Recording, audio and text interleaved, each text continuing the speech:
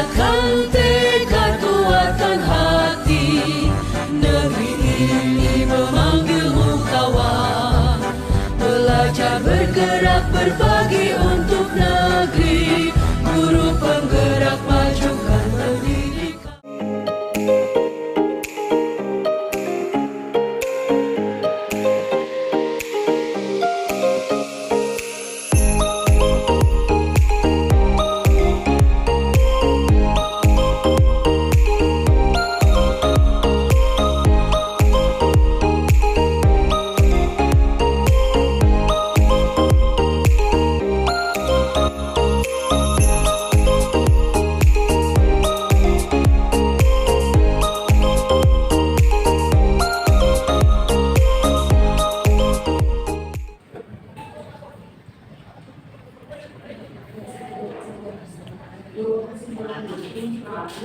Assalamualaikum warahmatullahi wabarakatuh. Sebelumnya saya mengucapkan terima kasih atas kehadiran Bapak Ibu Guru SMA Negeri 1 Mijen yang sudah berkenan hadir dalam rangka diseminasi budaya positif calon guru penggerak angkatan 10 Kabupaten Demak. Di sini nanti presentasi akan disampaikan oleh rekan saya yaitu Pak Eko Bagus Budi. Seterusnya akan dilanjutkan dengan saya sendiri yaitu Bu Yuli. Bapak Ibu nanti setelah Pak Eko menyampaikan materi, boleh menyampaikan pertanyaan atau nanti ada disediakan sesi tanya jawab. Demikian yang bisa saya sampaikan. Untuk selanjutnya akan dibawakan oleh Pak Eko. Bismillahirrahmanirrahim. Assalamualaikum warahmatullahi wabarakatuh.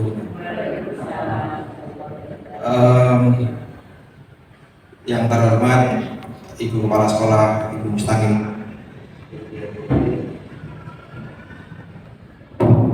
Yang terhormat Bapak Ibu Guru SMA Negeri 1 Mijen. Pertama, marilah kita panjatkan puji syukur kehadiran Allah Subhanahu wa Ta'ala yang telah melimpahkan rahmat hidayahnya pada kita sehingga pada pagi ini kita dapat berkumpul di aula dengan keadaan sehat tanpa kekurangan suatu apapun. Kemudian sholawat serta salam kita aturkan kepada junjungan kita Nabi Muhammad SAW yang kita nantikan pada hari akhir nanti. Bapak Ibu, Bapak-bapak dan Ibu-ibu, bapaknya Pak Wisnu ya, dan Mas Rian. Sebelum saya mulai presentasi, izinkan saya membuat ice breaking ya Pak Ibu. Jadi ice breakingnya itu tebak huruf ketiga. Tebak huruf ketiga, nanti yang bisa saya doakan disayangi pasangannya. Cluenya adalah huruf ketiga. Siap Bapak Ibu? Siap. Pak Isu siap? Siap. Selek. Huruf ketiganya adalah A. Ini mantap. Buku. Meja. Kalau saya salah, kurang tepat. Kalau saya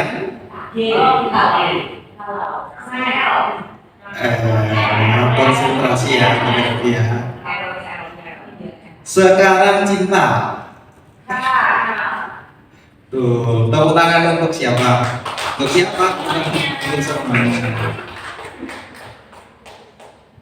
Selanjutnya Bapak Ibu, di sini kami akan mempresentasikan tentang budaya positif yang nanti akan saya presentasikan dengan rekan saya Ibu Yuli. Sebelum ke materi Bapak Ibu, izinkan saya untuk bertanya ya. Saya itu sukanya tanya-tanya. Nomor HPmu berapa? Saya suka tanya gitu. Pertanyaan pertama adalah nanti Bapak Ibu tinggal jawab setuju atau tidak setuju. Yang pertama, hukuman dapat mendisiplinkan murid. Setuju nggak Bu? Pak?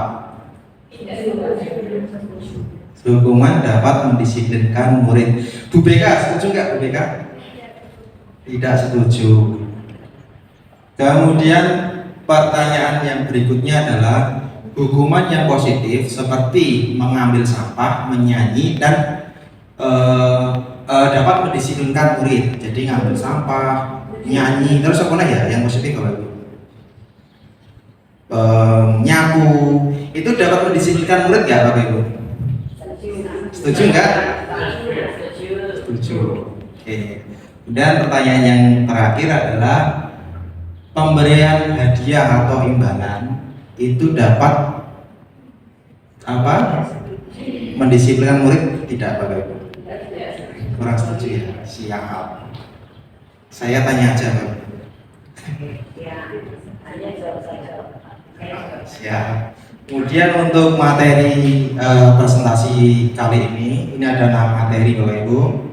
Yang pertama ada disiplin positif dan kebajikan universal. Kemudian yang kedua ada motivasi dan restitusi. Kemudian yang ketiga ada keyakinan kelas. Berikutnya ada kebutuhan dasar. Kemudian ada posisi kontrol dan dunia berkualitas. Dan yang terakhir adalah segitiga restitusi. Lanjut. Apa itu disiplin positif? Apa itu kebajikan universal? Nah, jadi Bapak Ibu, disiplin positif itu adalah disiplin bisa berarti patuh atau taat kepada aturan. Kemudian untuk kebajikan universal yaitu nilai-nilai yang sudah diyakini kebenarannya secara umum atau secara global.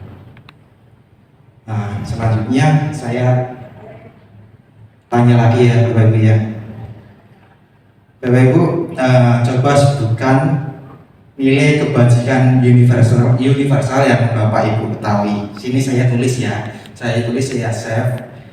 Saya nanti dari sini saya kirim.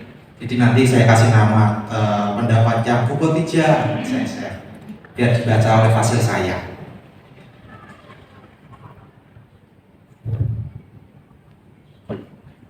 Oke, yang pertama nilai kebajikan universal. Misalkan nih ya, misalkan saya tanggung jawab.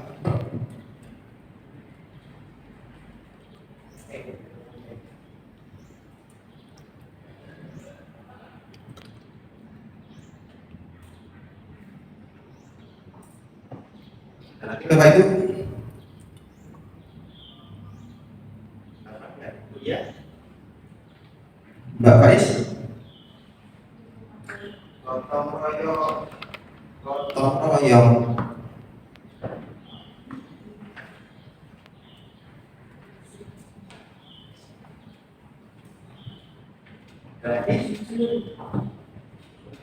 Ada lagi?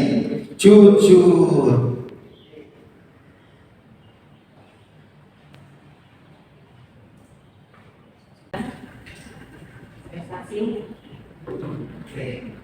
Prestasi.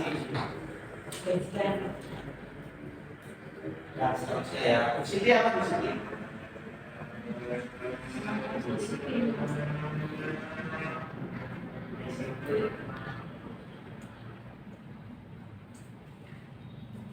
Baik, saya share ya Bapak Ibu ya. Saya share.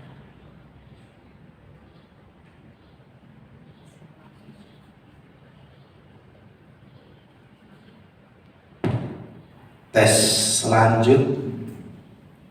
Sekarang teori motivasi, materi selanjutnya Bapak Ibu. Jadi untuk teori motivasi itu ada 3, seperti anak tangga gitu ya Bapak Ibu ya. Jadi tangga yang pertama atau tangga yang paling dasar yaitu menghargai menghindari ketidaknyamanan atau hukuman. Jadi 3-tiganya ini teori motivasi semua Bapak Ibu. Tapi ada 3 tingkatannya. Saya ulangi, tingkatan yang pertama adalah menghindari ketidaknyamanan atau hukuman. Saya kasih contoh Bapak Ibu. Misalkan ada siswa, dia menghadapi tes atau ulangan atau ujian. anak tersebut termotivasi karena takut kalau nyontek itu akan dihukum oleh Bapak Ibu guru atau oleh pengawas. Nah, karena takut untuk dihukum, akan dihukum, sudah tahu kalau nyontek akan dihukum, maka anak tersebut akan belajar. Nah, itu termasuk teori motivasi, tapi yang paling dasar, gitu ya Bapak Ibu ya. Selanjutnya, contoh selanjutnya di kita nih, ada jam KPM mengajar. Termotivasi karena adanya kepala sekolah. Wah, makin gumus, saya rajin full dari awal sampai akhir, sampai detik terakhir. Karena apa? Karena kalau tidak ada rumus, takutnya wah nanti saya dipanggil dan sebagainya. Jadi takut, termotivasi karena takut ada hukuman. Gitu ya Bapak Ibu ya. Kemudian teori motivasi yang tangga berikutnya yaitu memperoleh penghargaan atau imbalan. Jadi seorang siswa termotivasi jika ada imbalan. Paham ya Bapak Ibu ya? Misalkan seperti apa Bapak Ibu? Gimana? Ya, nanti kalau ranking 1, iya, nanti akan tingkat 1 nanti ada hadiah berupa topi mirip sepeda ya. Ada lagi contohnya Bapak Ibu di kita apa? Misalkan Ya, misalnya kalau di kelas, iya. Yang bisa mengerjakan pekerjaan misalnya itu Pak, tugas ya, silakan yang sudah selesai boleh mungkin keluar jajan, kan anak seneng Pak, atau mungkin bolehlah mau ngapain tidur ya boleh apa ya boleh. Gitu ya Pak. Nah, teori motivasi yang kedua ini kira-kira ada dampak negatifnya nggak Bapak Ibu? Apa dampak negatifnya? Apa Bapak Ibu? Iya, kalau tidak ada imbalan, anak tersebut tidak termotivasi. Jadi ya Bapak Ibu ya, seperti saat kita nih bimbing tugas, kok saya nggak dapat bonus kok dari sekolah kok, jadi saya malas-malasan untuk bimbing tugas, gitu ya. Ya. Terus teori motivasi yang tertinggi atasnya, yang paling tinggi itu adalah menjadi orang yang mereka inginkan dan menghargai diri dengan nilai yang dipercaya. Jadi teori motivasi ini kenapa tingkatan tangganya itu di atas? Karena teori motivasi ini datang dari intern. Kalau yang dua tadi kan dari eksternal Bapak Bu. Ini dari intern. Misalkan seperti apa Bu? Mengejar karir dalam hal apa misalkan?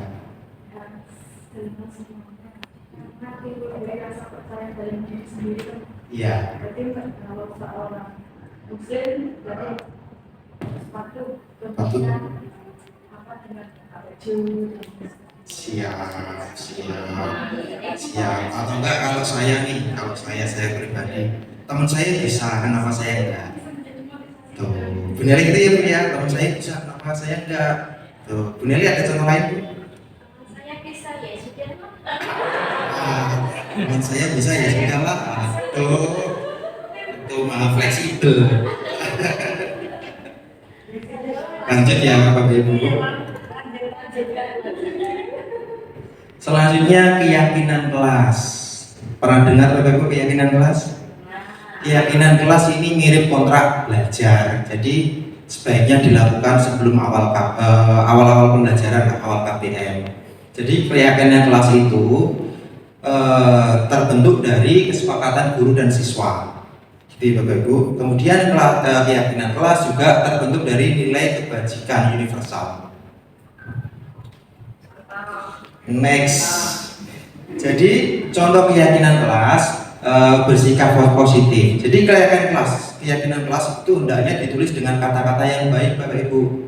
Di sebelah kanan Bapak Ibu itu adalah kata yang kurang tepat. Sedangkan di sebelah kiri Bapak Ibu itu ya kata-kata yang sebaiknya nanti dijadikan untuk penulisan keyakinan kelas.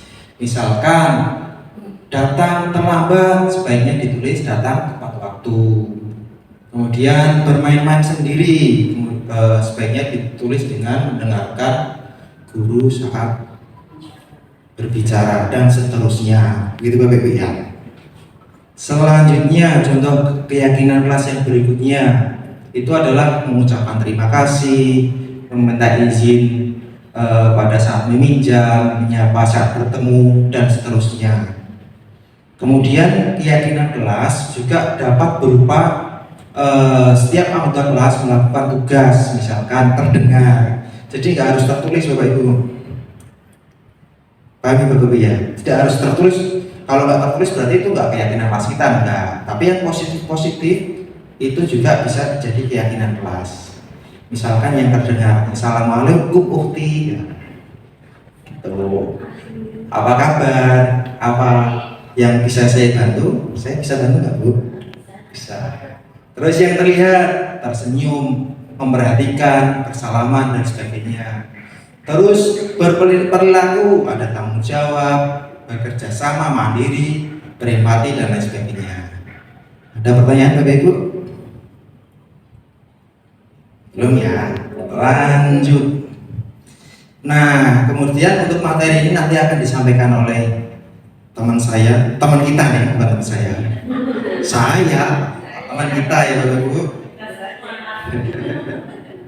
Sebelum lanjut ke Bu Juli, saya ada pantun. Pernah dengar saya pantun nggak Bu? Kalau yang pernah lihat saya dengar saya pantun itu istri saya, dan kelihatannya kok nggak suka gitu. Jadi ada pantun Bapak Ibu. Belum Bu. Ikan hiu makan dinamit. Mungkin ini ikan hiunya di Israel kali. Ikan hiu makan dinamit. Yuk kita merit. Salah. Salah ulang ya Bu. Ikan hiu dimakan mbaknya. Mbaknya makan makanan Pak hiu. Ikan hiu dimakan mbaknya. Yuk kita ikuti acara selanjutnya. Terima kasih.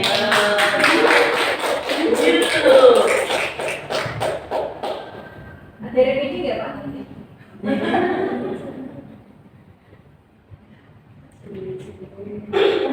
Masih semangat? Masih. Ya, alhamdulillah. Terima kasih Bapak Ibu yang sudah berkenan hadir di diseminasi untuk memenuhi tugas kami dalam kegiatan pendidikan guru penggerak angkatan 10.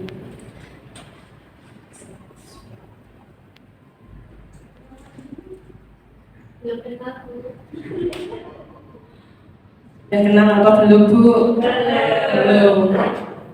Sudah ya tentunya ya, kita kan teman akrab. Iya. Testing, seakrab deh.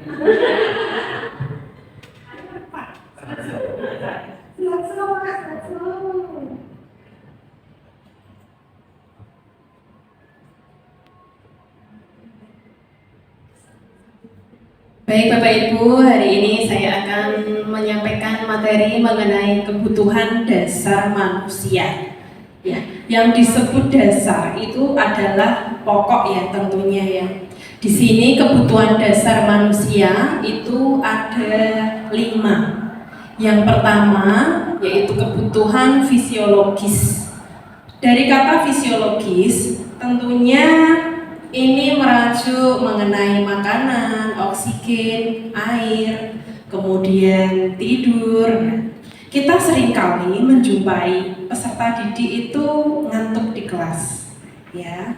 Sebagai guru, kita melakukan pendekatan. Kita bertanya, kenapa ngantuk? Nah, kira-kira apa pertanyaannya? Bergadang, betul. Bermain HP, ya. Mungkin belum sarapan, bisa saja terjadi, ya Bapak Ibu. Oh, bisa jadi ya Bu ya, kebanyakan makan. Jadi kebutuhan fisiologis ini jika tidak terpenuhi akan berdampak sesuatu untuk peserta didik maupun diri kita ya Bapak Ibu. Nah untuk yang kedua yaitu kebutuhan akan rasa aman, di mana kebutuhan ini nanti setiap usia itu berbeda. Misal untuk anak usia dini, dia membutuhkan pendampingan dari orang tuanya. Dia merasa aman jika tidur di sebelahnya ada orang tuanya. Tetapi beda untuk kita Bapak Ibu, kita merasa aman jika ada suami dan istri di samping kita. Gitu ya Pak ya? Ya kurang bebas ya tempat tidurnya, sesek ya Bu. Jadi mungkin untuk anak-anak remaja seperti anak SMA, dia merasa aman mungkin jika ingin menimbulkan rasa itu bisa mengikuti kegiatan ekstrakurikuler seperti bela diri ya, kayak karate, terus pencak silat maupun taekwondo ya untuk menjaga dirinya. Untuk yang ketiga itu kebutuhan sosial. Nah, peserta didik kita itu anak-anak yang luar biasa Bu ya. Dia biasanya kurang mendapatkan rasa cinta dan kasih sayang dari keluarga ya. Karena banyak yang ditinggal merantau, mungkin mobilitas keluarga orang tuanya yang tinggi, bahkan sehingga dia mencari perhatian untuk guru-gurunya saat di kelas dengan usil atau mungkin menunjukkan kreativitasnya dia yang aneh-aneh itu. Kemudian yang keempat yaitu kebutuhan mendapat penghargaan. Yang dimaksud dari Maslow penghargaan di sini bukan hadiah ya Bu, tetapi sebuah harga diri. Misal saat siswa kita saat mengumpulkan misalnya jawaban atau tugas itu tidak sesuai dengan apa yang kita maksud, tapi jangan serta-merta terus ditolak, itu nggak boleh ya Bu ya, jangan ya. Tetapi kita berikan arahan bagaimana tugas itu yang benar, kita berikan ya motivasi untuk menjelaskan apa yang kita maksud untuk menyelesaikan tugas itu seperti apa. Jadi jangan sampai bukunya dirobek atau dilempar, itu jangan sampai ya, karena kita ini sudah kurikulum merdeka ya Bu. Jadi jangan sampai melakukan hal-hal yang seperti zaman dahulu. Kemudian yang kelima itu ada kebutuhan untuk mengaktualisasikan diri. Ini adalah kebutuhan untuk menjadi diri sendiri. Jadi setiap anak itu mempunyai keterampilan, kemudian yang patut kita kembangkan bakat dan minatnya itu seperti apa, sesuai apa yang menjadi pilihan dari anak tersebut. Dari sini ada yang ditanyakan Bapak Ibu? Ya, tidak ada ya, masih aman Sulaiman. Lanjut untuk yang posisi kontrol. Nah, di sini Bapak Ibu, kira-kira posisi kontrol apa yang sudah pernah Ibu memposisikan diri sebagai apa? Apakah penghukum, atau teman, atau manajernya, atau pemantau? Nomor 3, teman. Ya. Kalau guru BK ini biasanya apa? Penghukum. Membuat merasa bersalah Bu, atau apa? Ayo Bu, berpendapat. Ini apa? Pemantau. Iya, pemantau. Penghukum itu yang seperti apa? Nah, jadi misalnya ada anak datang terlambat. Nah, kemudian kita hukum. Ayo, coba kamu keliling lapangan 5 kali. Atau berdiri di bawah tiang bendera sampai setengah hari sambil hormat. Nah, itu jangan sampai ya Bu jadi guru yang seperti itu. Kasihan. Jika terjadi sesuatu nanti bahaya untuk anaknya maupun diri kita. Terus yang kedua itu pembuat merasa bersalah.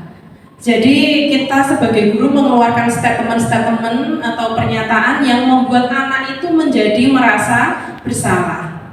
Misalnya hari ini ada siswa yang mengerjakan PR di dalam kelas.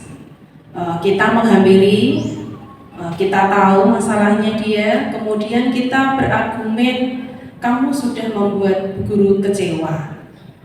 Dia terus otomatis dirinya down ya Bu. Aduh, saya ini adalah murid yang paling bersalah. Ya intinya jangan sampai seorang guru itu mengeluarkan perkataan yang membuat diri siswa itu menjadi rendah diri, minder, bahkan dia merasa selalu dianggap salah di mata gurunya. Kemudian yang ketiga, ini menjadi teman, ya, teman bagi peserta didik. Kita tidak tahu setiap anak yang keluar dari keyakinan kelas, melakukan tindakan yang negatif di sekolah, itu selalu bernilai negatif. Usahakan kita sebagai guru itu bisa menjadi temannya, bisa menjadi teman curhatnya, menggali alasan-alasannya anak, mengapa dia sampai keluar dari keyakinan kelas. Karena di awal kita sudah sebelumnya membuat keyakinan kelas, jika anak tersebut melanggar, nah kita harus tahu dulu alasannya seperti apa. Jangan serta-merta terus dihukum, terus membuat dia merasa bersalah. Tapi kita tahu dulu alasannya, Bu. Baru kita cari solusinya. Untuk solusi tersebut nanti akan dibahas untuk materi segitiga restitusi setelah ini. Yang keempat, itu sebagai pemantau. Pemantau ini guru mempunyai cek atau stiker atau daftar seperti kartu kendali yang dimiliki oleh BK. Jadi ini nanti digunakan sebagai bukti bahwa anak-anak tersebut pernah melakukan tindakan pelanggaran atau melanggar tata tertib maupun budaya positif di sekolah. Yang kelima yaitu mengenai manajer atau kepemimpinan. Jadi guru menggerakkan peserta didik saat dia keluar dari keyakinan kelas atau melakukan suatu kesalahan. Nah, ini nanti kita memberikan ruang kepada siswa untuk senantiasa mencari solusinya sendiri dari masalah yang dia lakukan.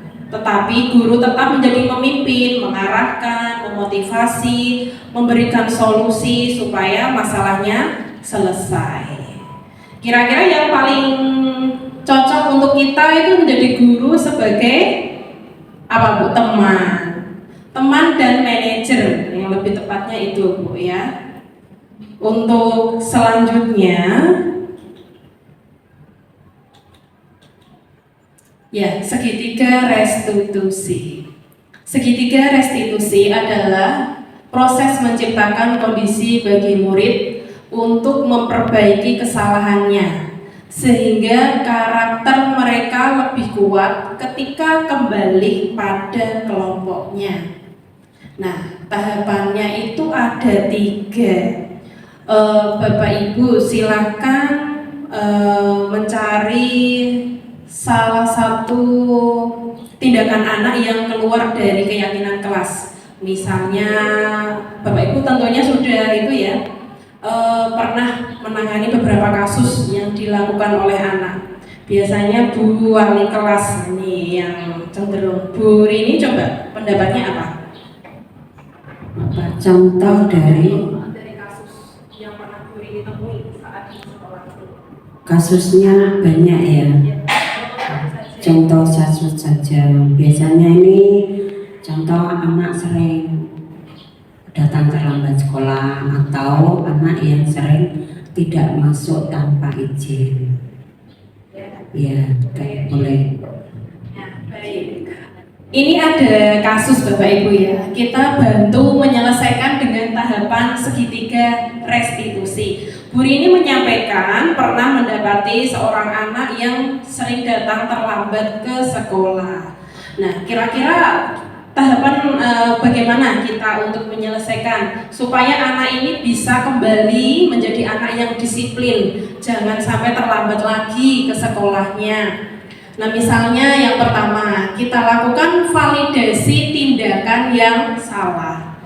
Bagaimana melakukan ini? Yaitu anak ini kita tanyai dulu, kita dekati, melakukan pendekatan, kita bertanya mengapa sampai datang terlambat. Izinkan anak untuk mengungkapkan alasannya terlebih dahulu. Jangan serta-merta terus dihukum, itu jangan Bu ya, tidak boleh. Jadi kalau sudah tahu alasannya, kemudian apa yang harus kita lakukan? Yang kedua itu menstabilkan identitas.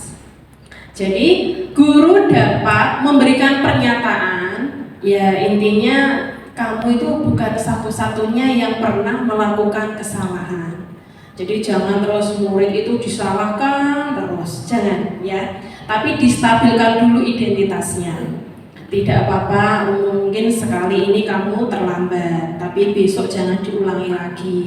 Dengan berdasarkan alasannya dia, saat kita memberikan solusi-solusinya. Mungkin dia terlambat karena satu, merawat ibunya sakit, tidak ada yang memasak. Nah, jadi dia menyiapkan adik-adiknya. Itu kan kita nggak tahu ya, keterlambatan anak itu belum tentu hal yang negatif. Mungkin karena dia pulang malam, begadang, dia akhirnya bangun kesiangan, kan belum tentu seperti itu. Jadi kita dengarkan dulu alasannya. Kemudian menstabilkan identitas, dilanjut dengan menanyakan keyakinan. Karena di awal tadi sudah membentuk keyakinan kelas, nah kita tanyai nilai-nilai apa yang telah kita sepakati supaya dia berargumen lagi. Kamu melanggar bagian apa? Oh, saya melanggar disiplin Bu, saya tidak disiplin hari ini. Nah, kamu tahu toh keyakinan kelas kita itu bagaimana? Jangan sampai datang terlambat misalnya begitu. Nah, kalau begitu kita harapkan di sini nanti murid bisa menyadari kesalahannya dan berusaha tidak mengulangi lagi. Tapi kalau terjadi pengulangan Bu, nah kan bisa ya, ada murid yang istilahnya sudah dikasih tahu tapi masih belum ada perubahan. Nah, kalau memang kita sudah kewalahan ya, sudah mengingatkan tapi tidak pernah ada perubahan, kira-kira apa yang dilanjutkan Bu Asna? Apa ya Bu? Ya, kalau menangani siswa yang sekiranya sudah berkali-kali melakukan suatu kesalahan, itu biasanya yang saya lakukan memberi teguran, langsung memberi teguran. Karena tadi tahapan-tahapan yang sudah Ibu sampaikan sudah benar. Yang pertama memang kita nasihati dulu, kemudian kita berikan kembali ke flash, kita ingatkan bahwasanya di kelas kita itu punya kesepakatan ya, kontrak belajar. Kalau saya bilang itu siswa itu kontrak belajar. Jadi kalau siswa sudah berkali-kali, sudah saya ingatkan, saya nasihati, saya tegur keras, di teguran kelas. Jadi saya kasih misalkan HP saya sita atau bagaimana gitu, biar siswa itu jelas sebelum saya serahkan ke BK. Jadi saya sebagai guru mapel atau wali kelas di situ memang saya tegur. Kalau untuk era digitalisasi sekarang kan siswa dengan HP tidak bisa lepas dari HP. Jika HP-nya saya sita 1 hari sudah iya kayak orang bingung Bu. Makanya HP, kuncinya HP saya sita dulu sebelum saya lapor ke BK. Dari situ dia mau berubah tidak gitu. Kalau dia sudah tidak mau berubah ya sudah, saya serahkan ke BK. Biasanya saya bilang ke siswa seperti itu tahapannya. Terima kasih. Luar biasa, terima kasih Bu Asna. Iya, boleh seperti itu. Jadi memang kalau anak itu tidak ada perubahan, sudah kita ingatkan berkali-kali, kita bisa menggandeng guru BK-nya, wali kelas, bahkan kesiswaan dan kepala sekolah. Bahkan yang lebih untuk menakutkan anak lagi itu mendatangkan orang tuanya ke sekolah. Itu diperbolehkan Bu ya. Jadi kalau memang tahapan segitiga restitusi ini kok masih belum mempan untuk menyelesaikan kasus-kasus di sekolah kita, nah itu solusinya menggandeng Bapak Ibu guru yang berwenang lainnya begitu. Dari sini ada yang ditanyakan? Ada Bapak Ibu? Lanjut, ini segitiga restitusi ya, sesuai dengan tahapan tadi, mulai dari validitas kebutuhan, menstabilkan identitas, lanjut menanyakan keyakinannya. Nah, ini contoh kasus yang ada di SMA Negeri 1 Mejen. Saya mencoba untuk melaksanakan tahapan-tahapan dari segitiga restitusi untuk menangani kasus anak yang datang terlambat ke sekolah. Itu ada videonya, Bu ya. Nah, ini kesimpulannya. Jadi, dari kesimpulan diseminasi budaya positif hari ini, yang pertama, kita harus menciptakan budaya positif di sekolah. Dengan cara apa saja, Bu, budaya positif? Nah, tanpa kita sadari, kita itu sudah melaksanakan. Kira-kira apa saja, Bu Naili?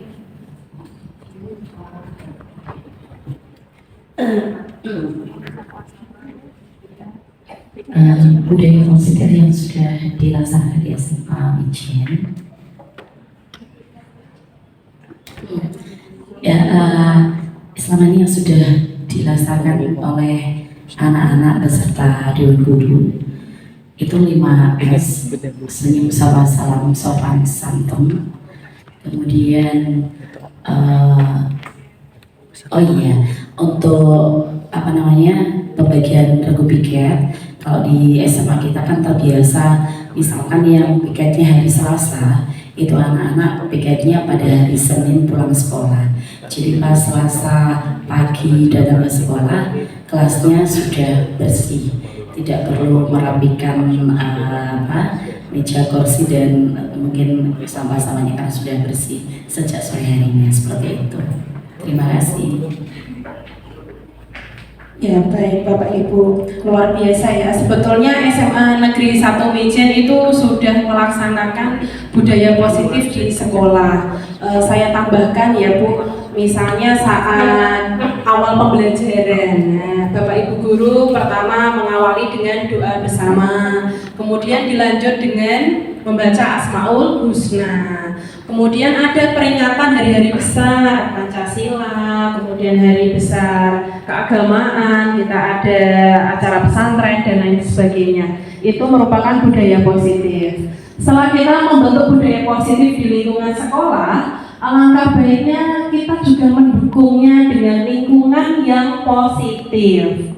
Nah, antara kolaborasi guru dengan guru, guru dengan kepala sekolah, siswa dengan guru maupun siswa dengan siswa, itu ada kolaborasi yang harmonis ya Bapak Ibu ya.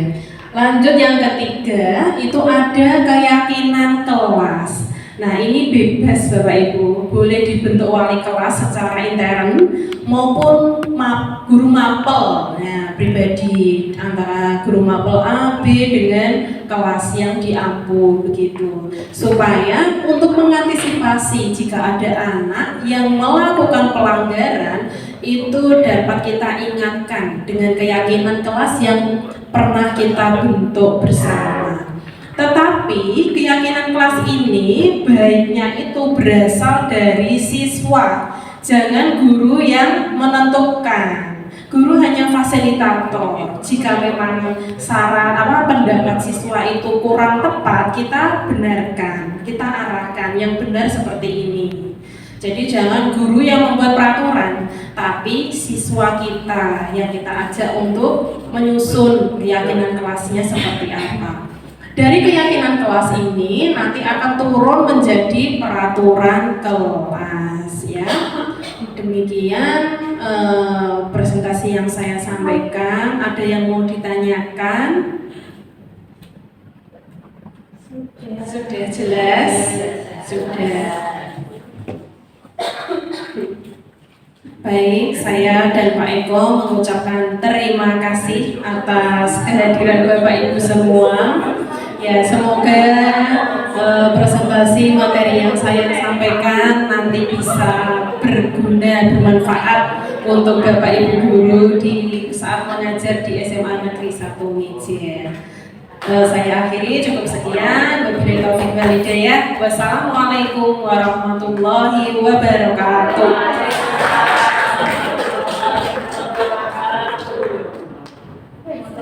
Foto bersama ya Bu.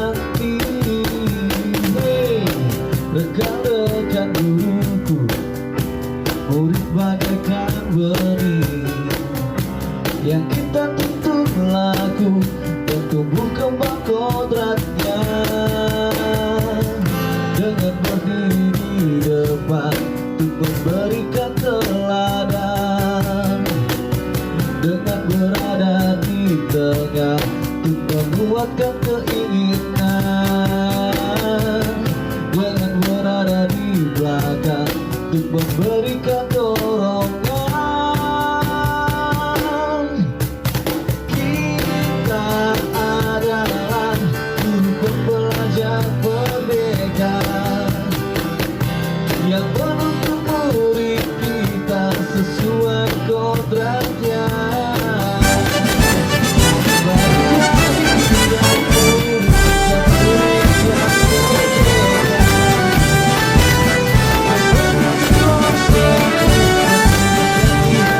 Bulatkan tekad, kuatkan hati, negeri ini memanggilmu kawan.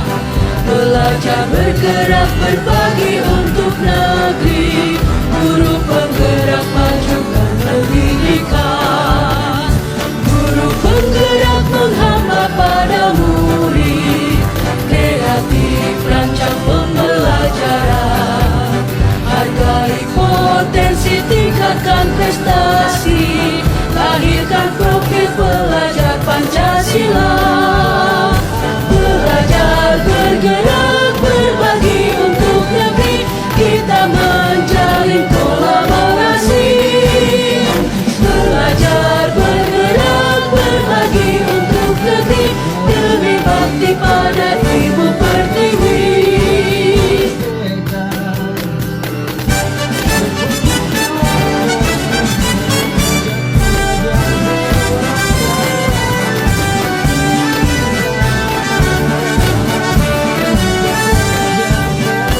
Bulatkan tekad, kuatkan hati, negeri ini memanggilmu kawan. Belajar bergerak berbagi untuk negeri, guru penggerak majukan pendidikan. Guru penggerak menghamba pada murid, kreatif rancang pembelajaran. Hargai potensi, tingkatkan prestasi, lahirkan profil pelajar Pancasila. Belajar bergerak berbagi untuk negeri, kita menjalin kolaborasi. Belajar bergerak berbagi untuk negeri, demi bakti pada Ibu Pertiwi.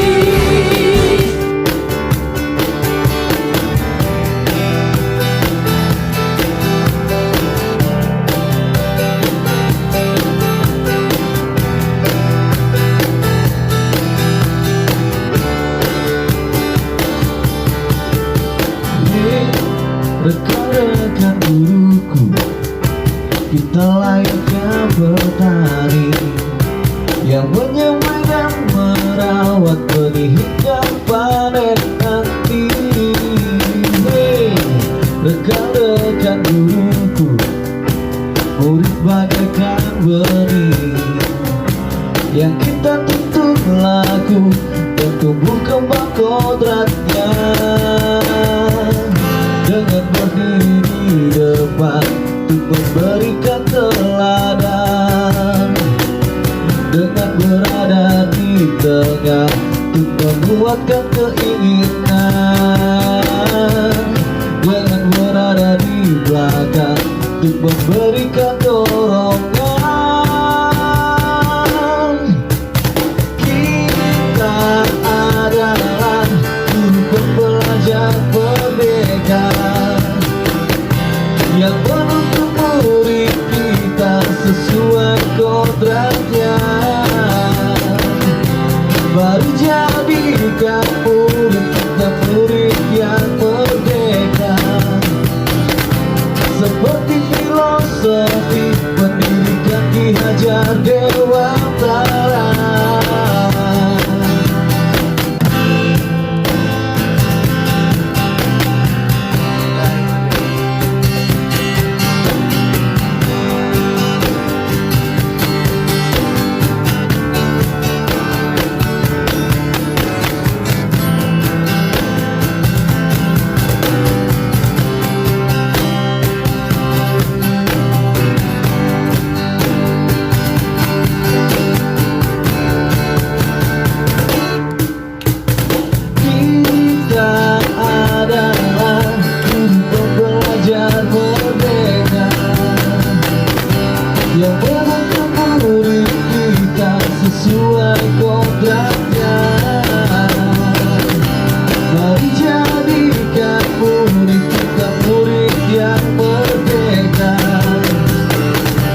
seperti filosofi pendidikan Ki Hajar Dewantara. Kita adalah guru pelajar merdeka yang menuntut murid kita sesuai kodratnya. Mari jadikan murid kita murid yang merdeka, seperti filosofi pendidikan Ki Hajar Dewantara.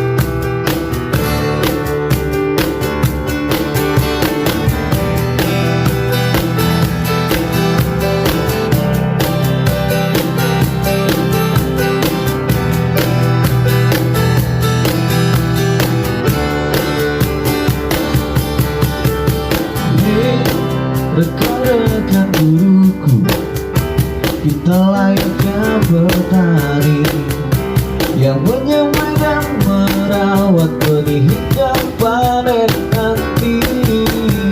Hey, rekan-rekan guruku, murid bagaikan benih yang kita tuntut laku dan tumbuh kembang kodratnya. Dengan berdiri di depan untuk memberikan teladan, dengan berada di tengah untuk membuatkan keinginan, dengan berada di belakang untuk memberikan dorongan. Kita adalah guru pelajar merdeka yang menuntut murid kita sesuai kodratnya. Mari jadikan murid kita murid yang merdeka, seperti filosofi pendidikan Ki Hajar Dewantara.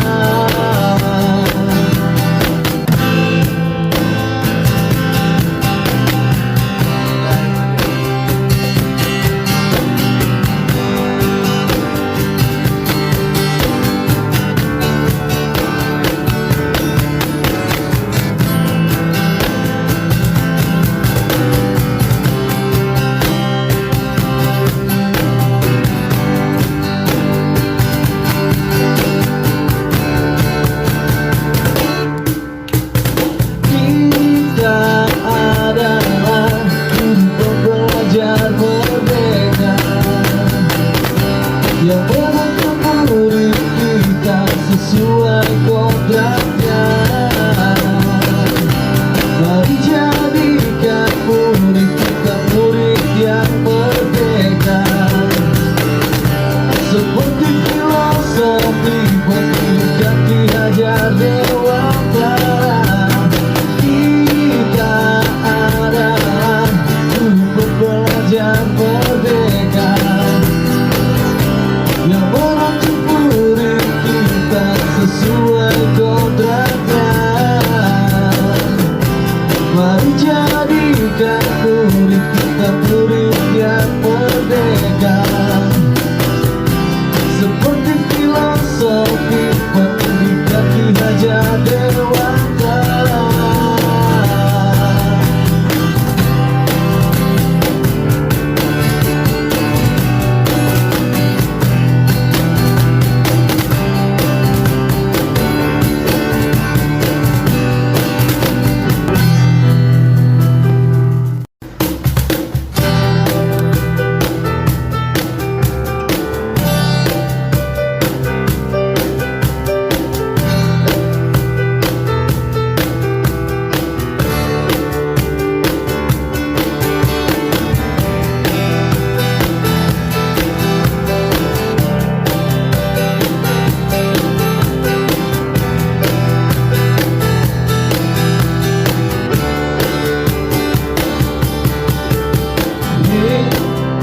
rekan-rekan guruku, kita layaknya petani yang menyamai dan merawat benih hingga panen nanti. Hey, rekan-rekan guruku, murid bagaikan benih yang kita tuntut laku dan tumbuh kembang kodratnya,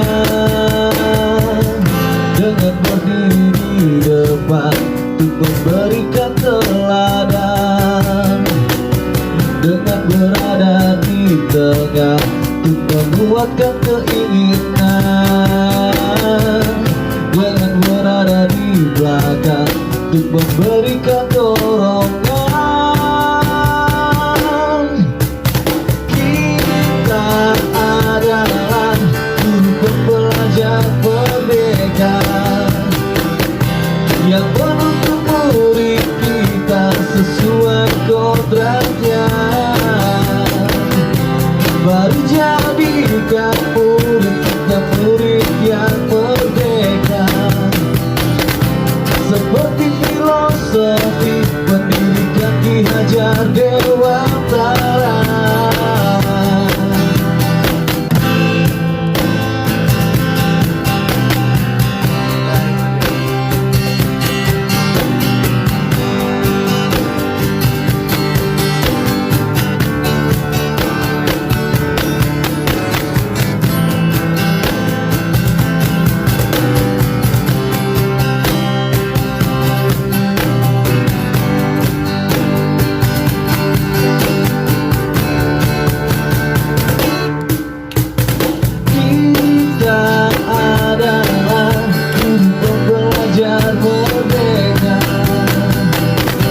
Yang menuntut murid kita sesuai kodratnya. Mari jadikan murid kita murid yang merdeka, seperti filosofi pendidikan Ki Hajar Dewantara. Kita adalah guru pembelajar merdeka yang menuntut murid kita sesuai kodratnya. Mari jadikan murid kita murid yang merdeka, seperti filosofi pendidikan Ki Hajar Dewantara.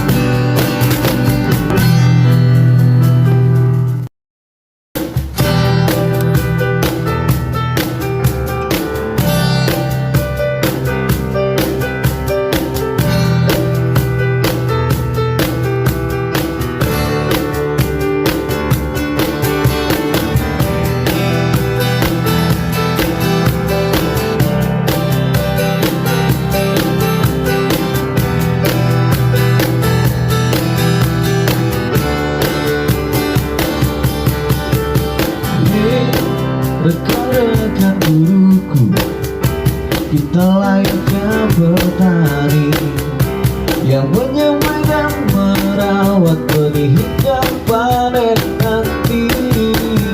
Hey, rekan-rekan guruku, murid bagaikan benih yang kita tuntut laku dan tumbuh kembang kodratnya, dengan berdiri di depan untuk memberikan teladan, dengan berada di tengah untuk menguatkan keinginan, dengan berada di belakang untuk memberikan dorongan. Kita adalah guru pembelajar merdeka yang menuntut murid kita sesuai kodratnya.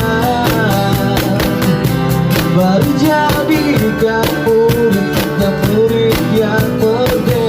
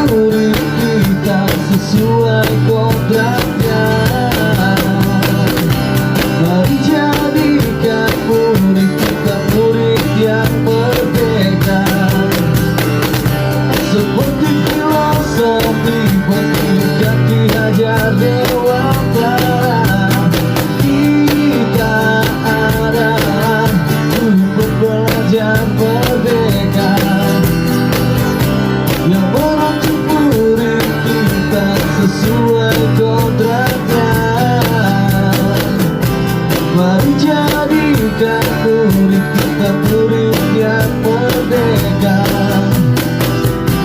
Seperti filosofi pendidikan Ki Hajar Dewantara.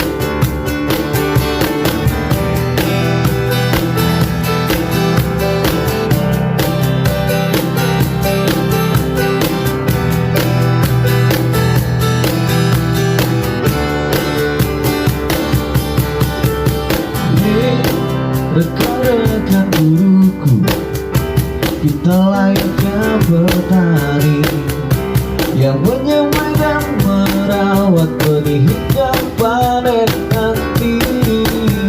Hey, rekan-rekan guruku, murid bagaikan benih yang kita tuntut laku dan tumbuh kembang kodratnya. Dengan berdiri di depan untuk memberikan teladan, dengan berada di tengah untuk menguatkan keinginan, dengan berada di belakang untuk memberikan dorongan. Kita adalah guru pembelajar merdeka yang menuntut murid kita sesuai kodratnya. Mari jadikan murid kita murid yang merdeka. Seperti filosofi pendidikan Ki Hajar Dewantara.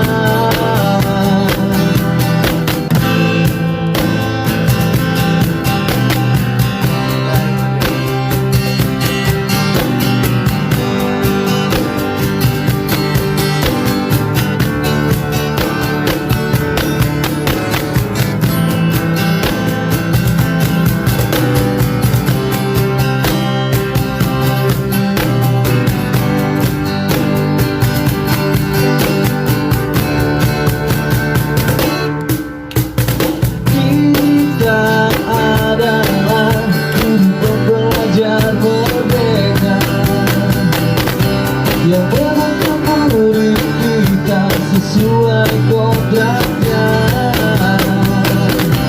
Mari jadikan murid kita murid yang merdeka.